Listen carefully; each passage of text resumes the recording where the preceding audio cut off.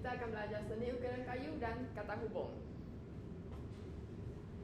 Ukiran kayu adalah seni kraf tangan yang telah lama wujud di kalangan masyarakat Malaysia, terutamanya bagi masyarakat Melayu, masyarakat etnik Sabah dan Sarawak serta masyarakat orang asli. Baiklah Joy, boleh carikan kata hubung yang terdapat dalam perenggan ini? Dan. Ya, betul. Kata hubung dan. Kata hubung dan digunakan untuk menggabungkan dua ayat. Joy boleh bacakan contoh ayat ini? Boleh cikgu. Contoh ayat. Ali suka minum teh dan kopi. Ya, betul. Seterusnya, susunan atau pola ukiran mempunyai 3 jenis utama, iaitu pola bujang, pola lengkap dan pola pemindang. Bolehkah cari kata hubung yang terdapat dalam ayat ini? Atau. Ya, betul. Berikut merupakan 3 jenis pola ukiran, iaitu pola bujang, pola lengkap dan pola pemindang. Kata hubung atau digunakan dalam menunjukkan pilihan. Contoh ayat.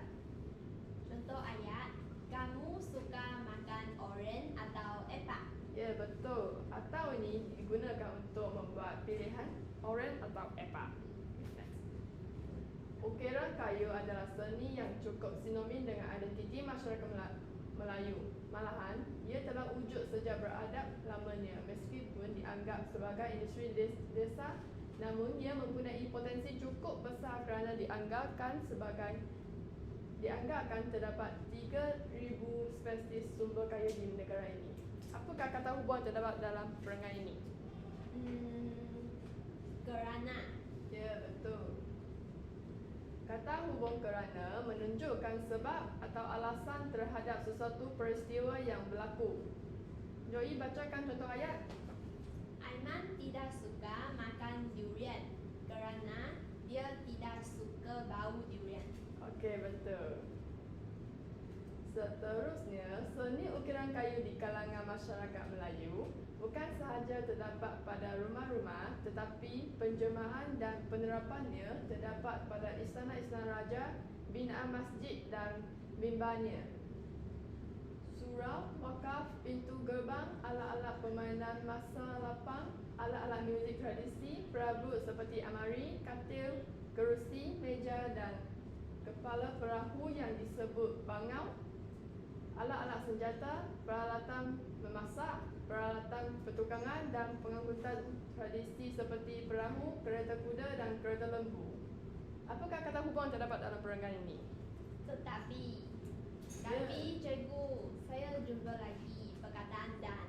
Ya, betul. Dan sudah ajar pada yang pertama. Okey, seterusnya. Kata hubung tetapi menunjukkan sesuatu atau hal yang berlawanan. Contoh ayat, sila baca. Contoh ayat. Ali suka makan durian tetapi Ahmad tidak suka makan durian. Ya, betul. Antara ciptaan terbesar Abdul Latif bin Long adalah ukiran di dinding dan bangunan dalam Dewan Undangan Negeri di Kota Darunai, Kota Baru, Kelantan.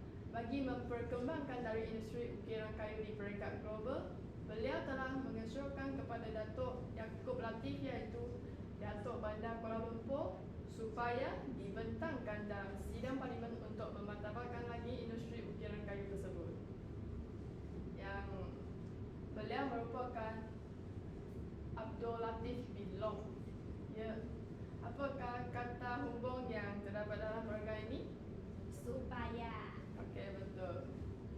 Kata hubung supaya menunjukkan tujuan atau harapan. Contoh ayat.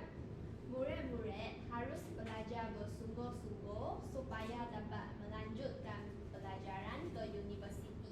Okey. Joy, sila baca ayat ini. Encik Hani masuk ke bilik lalu memperkenalkan hasil ukiran kayu kepada wartawan. Jun, apakah kata hubung terdapat dalam ayat ini? Lalu. Okay. Kata hubung lalu menggabungkan dua perkara atau perbuatan yang berlaku berturut-turut. Contoh ayat, Jun, sila baca. Wati mengambil ais lalu memasukkan ke dalam cawan. Betul lah baca lagi. Pak Cik Umar mengukir kayu sambil menyanyi. Okey, Joey, apakah kata hubung terdapat dalam ayat ini? Sambil.